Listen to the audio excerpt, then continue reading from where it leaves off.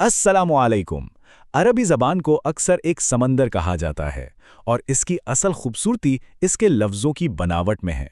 तो आज हम मिलकर इसी गहराई में उतरने वाले हैं और ये समझने की कोशिश करेंगे कि अरबी अल्फाज आखिर बनते कैसे हैं और बदलते कैसे हैं, यानी इल्म सर्फ की दिलचस्प दुनिया। और इस सफ़र में हमारी गाइड होगी एक बहुत ही क्लासिक दरसी किताब।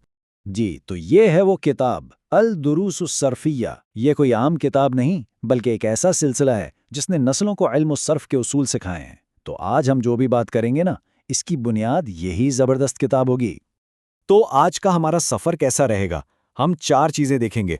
अरबी ग्रामर की दुनिया, सर्फ और नहव में क्या फ़र्क है, सर्फ के कवायद की एक झलक और आखिर में ये सब जानना आखिर ज़रूरी क्यों है। तो चलें शुरू करते हैं। देखें, अरेबी ग्रामर के किसी एक हिस्से को समझना है ना, तो उसके लिए पहले पूरी तस्वीर देखना बहुत ज़रूरी है। अच्छा, तो अरबी ज़बान के जो कवायद है ना, उन्हें रिवायती तौर पर 2 बड़े बुनियादी उलूम में बांटा जाता है। आप समझ लें कि ये वो 2 सुतून हैं जिन पर अरबी ज़बान की पूरी इमारत खड़ी है। और वो 2 सुतून कौन से हैं? इल्म अस-सर्फ और इल्म अन-नहव। हैं तो दोनों ही बहुत ज़रूरी, लेकिन इनका काम बिल्कुल अलग-अलग है। तो आइए ज़रा इस फ़र्क को समझते हैं।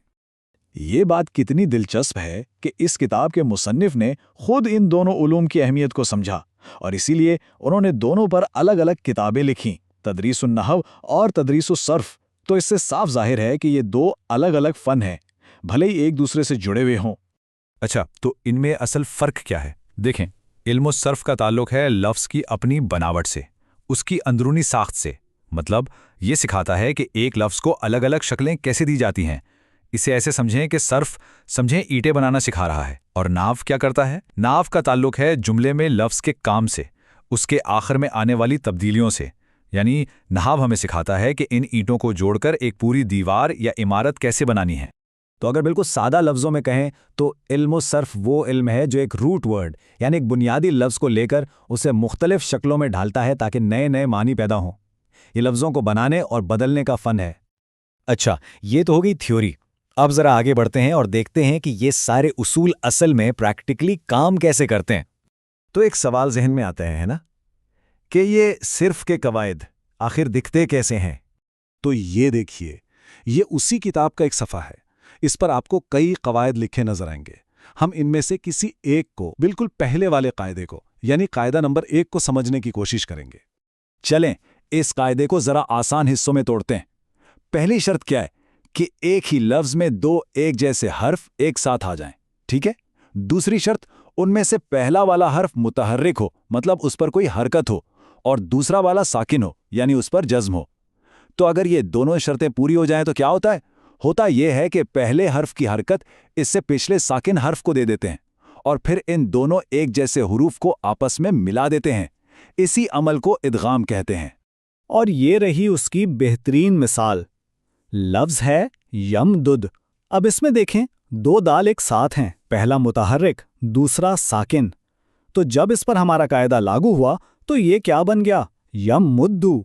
अब देखने में ये शायद एक छोटी सी तब्दीली लगे, लेकिन सच तो ये है कि ऐसी ही छोटी छोटी तब्दीलियां हैं जो मिलकर अरबी ज़बान की खूबसूरती और उसकी रवानी बनाती हैं। तो बस यही तो इल्म सर्फ का कमाल है। ये कोई रैंडम तब्दीलियां नहीं हैं, बल्कि ये एक पूरा सिस्टम है, एक मुनज़्ज़म निज़ाम जिसके तहत अल्फाज अपनी शक्लें बदलते हैं और हम पहले से बता सकते हैं कि वो कैसे बदलेंगे। ठीक है, तो हमने एक मिसाल भी देख ली, लेकिन अब आते हैं बड़े सवाल पर। आखिर ये सब कुछ सीखना इतना ज़रूरी क्यों है? क्या अहमियत है इस इल्म की? देखें, उसकी बहुत सी वजूहात हैं। सबसे पहले तो ये कि अगर सिर्फ आ जाए तो एक रूट वर्ड से बनने वाले हज़ारों लफ्ज़ समझ में आने लगते हैं। दूसरा, सही पढ़ने और ठीक-ठीक तर्जुमा करने के लिए तो ये बिल्कुल लाजमी है। फिर ज़ुबान के मायने में जो बारीकियां छिपी होती है ना, ये इल्म उनके दरवाजे खोलता है। और सबसे अहम बात, ये इल्म नहू जैसी एडवांस ग्रामर की बुनियाद है। इसके बगैर आगे बढ़ना मुमकिन नहीं। और इसीलिए तो अरबी ग्रामर के माहिरीन में एक बहुत पुरानी कहावत मशहूर है।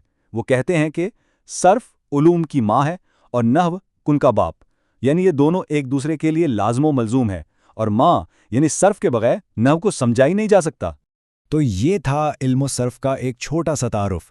और ये सारी गुफ्तगू हमें एक बहुत दिलचस्प सवाल पर लाकर छोड़ती है कि लफ्ज़ों की बनावट का, उनकी तब्दीलियों का इतना मुनज़्ज़म और गहरा इल्म, जिसे अंग्रेज़ी में मॉर्फोलॉजी कहते हैं, क्या ये दुनिया की किसी और ज़बान में भी इतनी ही गहराई से पाया जाता है?